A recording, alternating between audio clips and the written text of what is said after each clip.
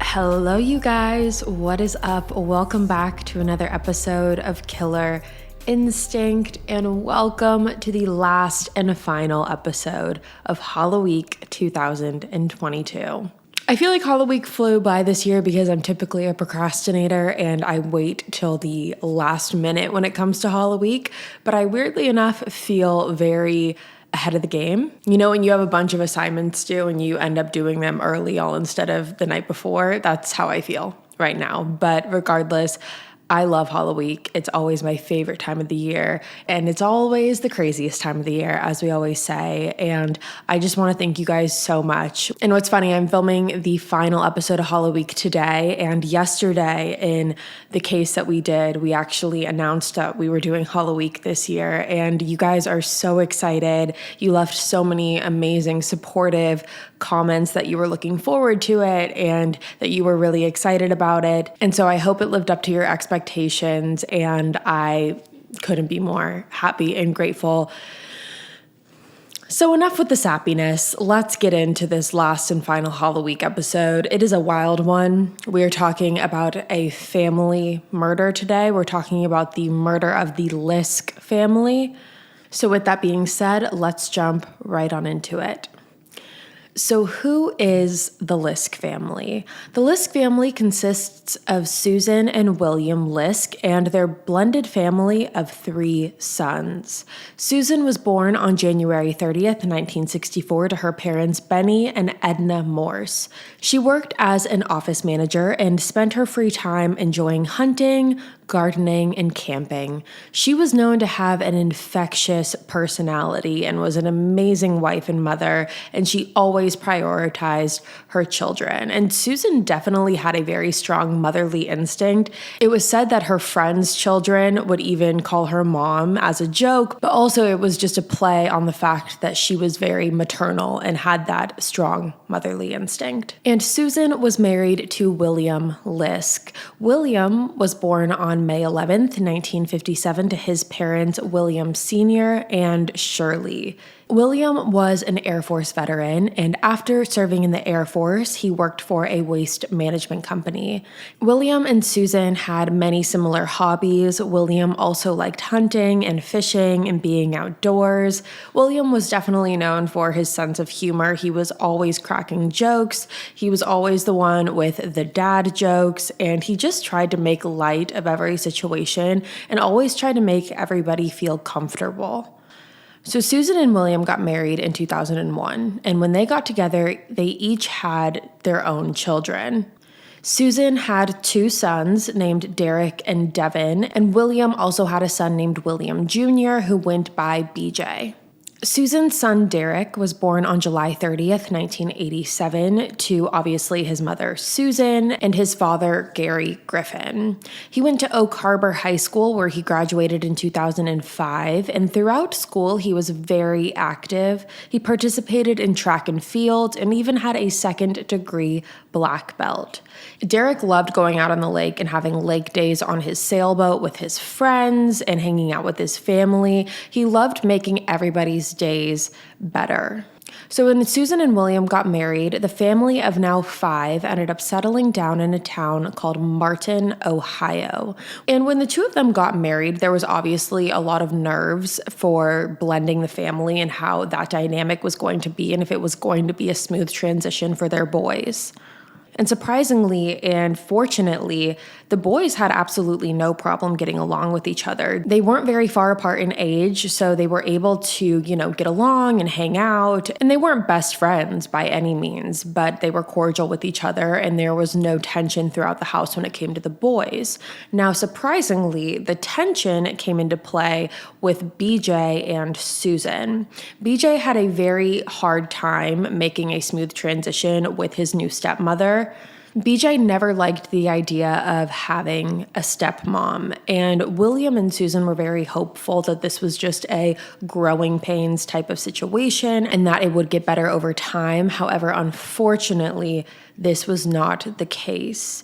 BJ was known to have many violent outbursts, which we will get to in a little bit, and he was also diagnosed with schizoaffective disorder as well as bipolar disorder when he was 18 years old in 2007, so 6 years after they got married.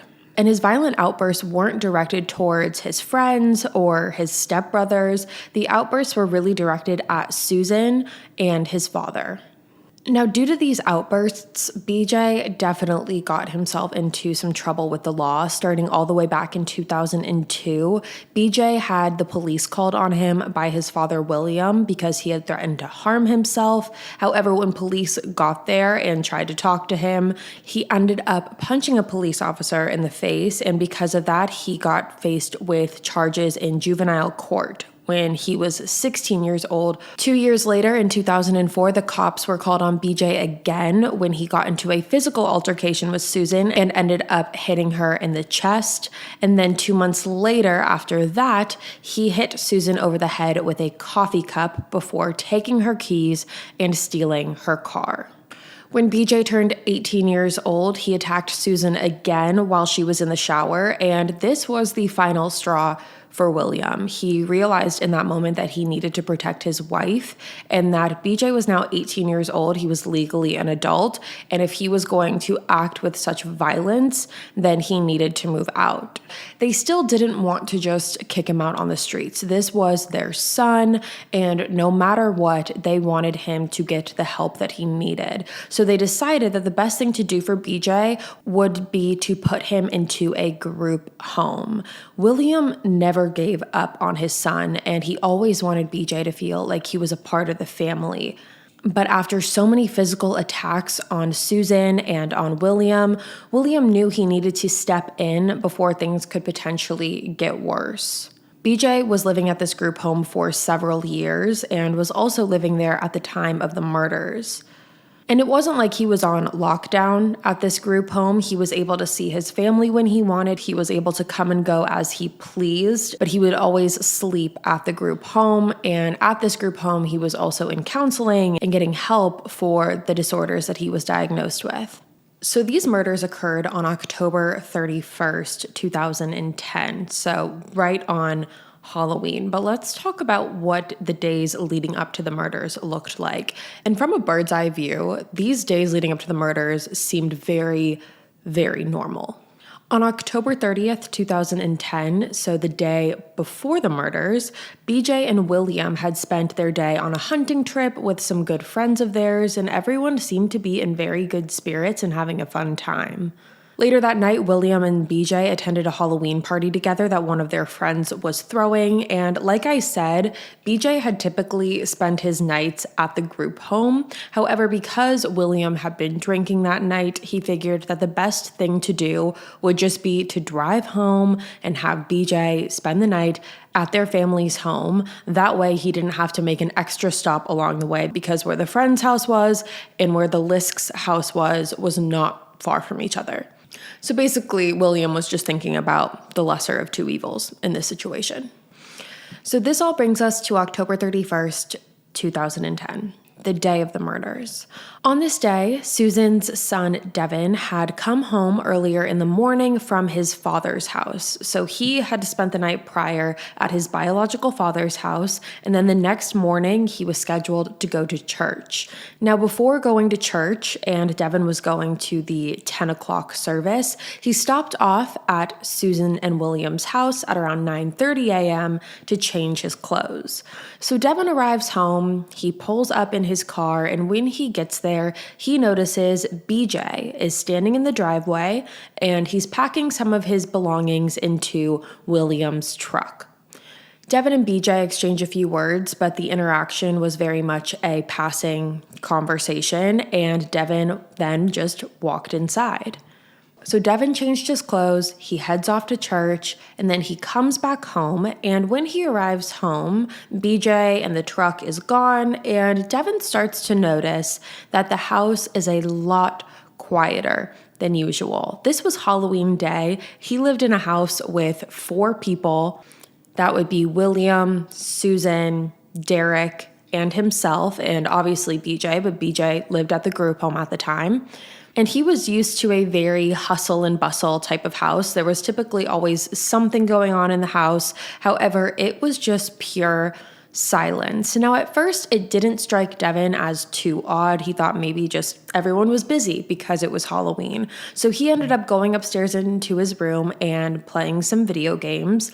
However, once 1:30 rolled around, Devon really started to wonder why the house was so quiet. And by 2:00 p.m., Devon decided to get off of his video games and start looking around and seeing where everyone was. He ended up walking into Susan and William's room, and he was surprised when he saw that both his mother and William were laying in bed under their red quilt with the blanket pulled over their heads. Now, at first, Devon thought that they were sleeping or taking a nap, so he started whispering lightly to try and wake them. However, that didn't work. He then walked over to Susan's side of the bed and started shaking her leg. However, that didn't work either. He then lifted the sheet lightly and noticed that it was soaked with blood. Now, at first, Devon thought that it was possible that this was a prank. It was Halloween, after all, and William had just been at a Halloween party the night prior, so he thought maybe William had taken some props home with him and decided to play a prank on Devon. However, when Devon fully pulled down the sheet and saw that Susan and William were lying in a pool of their own blood, he quickly realized that this was not a prank whatsoever, and that Susan, who was 46 at the time, and William, who was 53, were both dead. Now, without standing in that room for another moment, Devon ran out of the house screaming and called his aunt, who was Susan's sister, named Lori, to come over to help. Now, Lori didn't live that far away, so she immediately got in her car and started driving over. And while she was on her way to the house, she called 911 and asked for police to meet her at the home. And while speaking to the 911 dispatcher, Lori, without really even knowing anything, without seeing the crime scene for itself, and without having any real knowledge of what was going on and what had happened, was telling the 911 dispatcher that BJ, William's son, had threatened to kill Susan before. A direct quote from Lori is, quote, "They've had a lot of trouble with him with the law, and he's threatened Susie before, but there's been all kinds of trouble," end quote. Now, when police arrived at the crime scene, they were able to tell that William had been shot in the head 5 times, and Susan had been sexually assaulted before she was shot in the head 3 times at close range. Now, when police arrived at the home, they started walking through it and speaking to Devon, and learned that Devon had an older brother named Derek.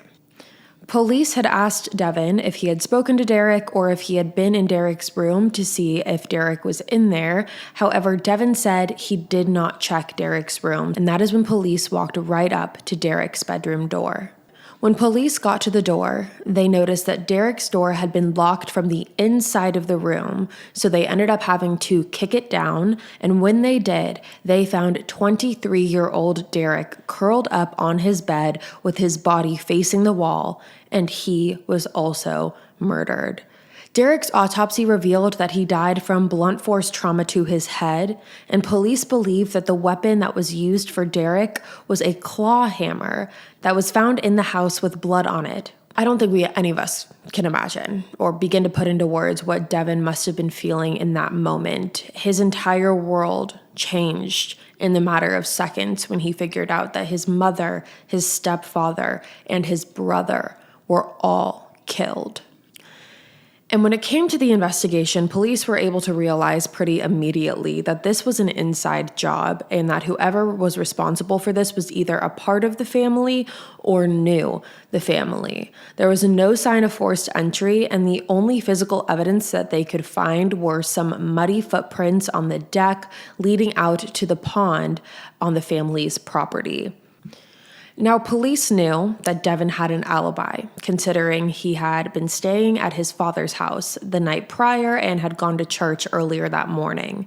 So by process of elimination, that pretty much leaves everyone accounted for except BJ. Devon had told police that when he went back home to change his clothes before going to church, BJ had asked Devon how long he had been at the house, which at first Devon thought was a simple but strange question, but soon began to realize what BJ's true meaning behind the question was. And what BJ wanted to really know was if Devon was in the house long enough to have known what BJ had just done. Devon said that in that passing moment with BJ, nothing seemed out of the ordinary, and that BJ seemed in a very upbeat and happy mood, which was actually unusual for BJ because Devon described him as typically very monotone, gloomy, and mundane, and he was the exact opposite of happy and talkative. It's also very eerie. This is just a side comment. It's very eerie to think about the fact that Devon was walking through his home, sitting there playing video games for several hours, not knowing that he was sitting in the house with his dead family members. It's just very, very eerie.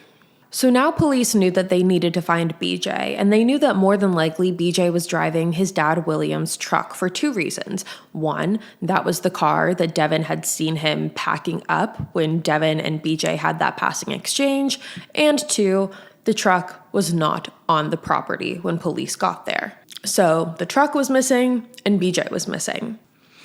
Police learned through speaking with Devon that a relative of the Liske family owned a cabin in Carroll County, which was about 170 miles away from the house. And wild enough, this would be the exact same cabin that BJ and William stayed in when they were hunting just the day prior. So police now were on their way to Carroll County and also informed the officers in that district to be on the lookout for the type of car that BJ was driving. And shortly after a deputy from Carroll County was notified about the situation, he decided to drive around in the area of that cabin to see if he could figure out if BJ was there or not. Now, Deputy Michael Balish drove over to the cabin and spotted the white pickup truck that belonged to William Liske. Deputy Balish waited outside of the cabin for some time and then finally saw BJ himself walk out of the cabin, lean up against the porch, and light a cigarette. And at that point, Deputy Balish got out of his car, approached BJ with his gun drawn, and waited for backup to arrive to assist in following through with the arrest. When authorities were able to get a hold of BJ and arrest him, they noticed that he had blood on his shoes, his clothes. He also had obtained his dad William's wallet and cell phone, along with a .22 caliber rifle. Now, initially, BJ was only charged with one count of murder, and this was because the legal team stated that they needed to figure out the exact charge that they were going to go through with in court. And so because they didn't know the exact charge that they were going to give BJ, they ended up just giving him one count of murder because they knew that that would keep him in jail until they were able to make their official charges. Now, the wait did not last long. It only lasted a couple of days because in November of 2010, BJ was charged with 6 counts of aggravated murder. So he was charged with 2 counts of murder for each family member that he killed. And 3 out of those 6 charges were murder with prior calculation. And the remaining 3 were murder committed in the omission of aggravated robbery. And get this, BJ pled not guilty to all 6 charges against him. Hey guys, what's up? It's Savannah. I wanted to take a quick second away from HALLOWEEK to announce to my Killer Instinct family that I am starting a brand new podcast called My Thoughts Exactly. If you're familiar with my lifestyle channel on YouTube, then you already know that I have a lot of thoughts and I'm certainly not afraid to share them. Everything from horrible breakups, self-worth, navigating friendships, health and wellness, and simply navigating life, I've shared it all. And don't worry, Killer Instinct isn't going anywhere, but I'm so excited to bring it back where it all started and tell it like it is. That includes the good, the bad, and the ugly. Think of it like us FaceTiming over a glass of wine. First episode premieres on November 9th, and you can subscribe on any podcast platform to stream it, and I can't wait to see you there.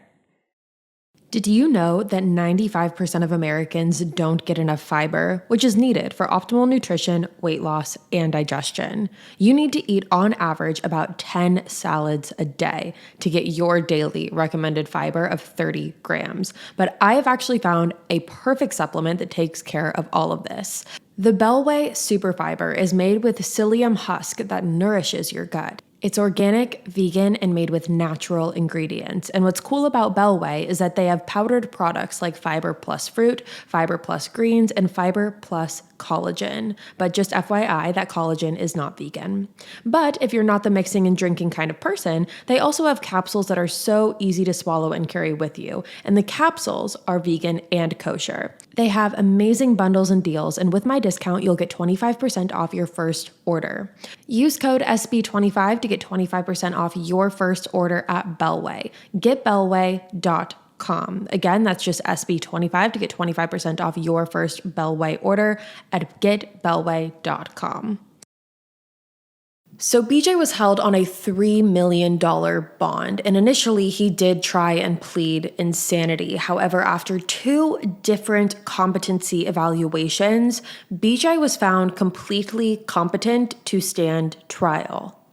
Then, almost a year later, on August 12th, 2011, BJ ended up switching his plea and pled guilty to 3 counts of aggravated murder in exchange for the death penalty to be removed. So basically, he tried to make a plea deal. And during his sentencing trial, BJ did apologize for killing his family and blamed his mental illness. However, he also blamed Satan. Which I will say, nowhere in anything that I've read did it mention anything about BJ being involved in Satanism or being a follower of Satan or anything like that. This was really the first time that anyone had heard him talk about Satan. In September of 2011, BJ was sentenced to 3 life in prison sentences without the possibility of parole. He was sent to the Ross Correctional Institution, and after being there for 4 years, on March 31st, 2015, BJ was found dead in his jail cell after he had taken his own life. So those are the facts of this case from start to finish. And to me, I'm very interested to see what you guys have to say about it because personally, I have so many questions about what happened that night. It's so horrible to think that William thought that he was doing the right thing by bringing BJ back home to spend the night at his house just for a night. I'm sure in his mind, he just thought, it's just one night. It's not gonna kill us.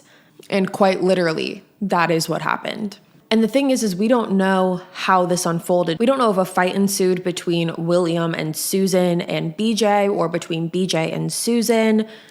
But from the looks of it, it appears as if Susan, William, and Derek were all sleeping in their rooms and BJ decided to attack them because it wasn't like they were found in the living room or found in the kitchen where you would think it was some sort of altercation. It appears as if everyone was sleeping. And it seems more probable that Derek was probably the first one who was killed because he more than likely would have woken up to the gunshots that killed William and Susan. So it's been theorized that he murdered Derek first. That way Derek wouldn't have tried to stop him. And as far as the timeline, we really don't know what time of the night or the morning these murders occurred. However, what we do know is that neighbors of the Liske family stated that they heard gunshots around 6:30 a.m. So if we're looking at that timeline, this doesn't seem like a middle of the night type of deal, which leads to the question of, was BJ awake all night plotting this, or did he wake up really early to plot this? When he was driving home with William, did he know that he was going to carry this out? There's also been a lot of questions about why BJ let Devon walk free.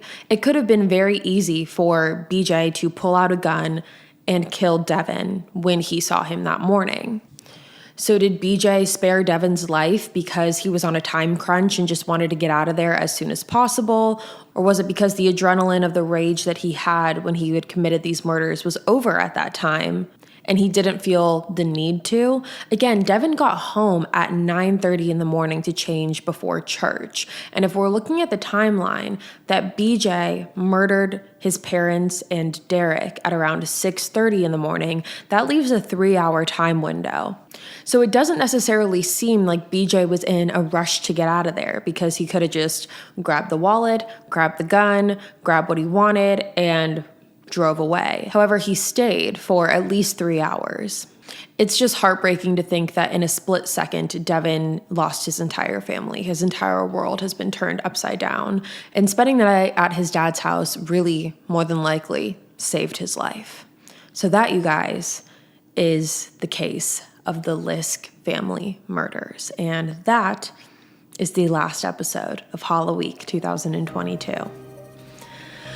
All right, you guys, it has been a wild HALLOWEEK journey, but I hope you guys enjoyed it. I want to know your favorite case from HALLOWEEK, which one really resonated with you the most. I'm really interested to hear what you guys have to say about all of these cases. I can't wait to know your opinions on all of these cases. But with that being said, you guys, that's all for me today. Thank you so much for tuning in to another episode of Killer Instinct. Thank you so much for tuning in to the last episode of HALLOWEEK. If you're new here, hi, my name is Savannah, and I'm your host of Killer Instinct. Make sure you hit that subscribe button, that way you never miss an episode. We post weekly on the podcast every Wednesday, and again every Thursday on YouTube as well, and you're not going to want to miss it. I'll be back next week with a brand new case for you guys, and until then, happy Halloween, and stay safe. Bye, guys.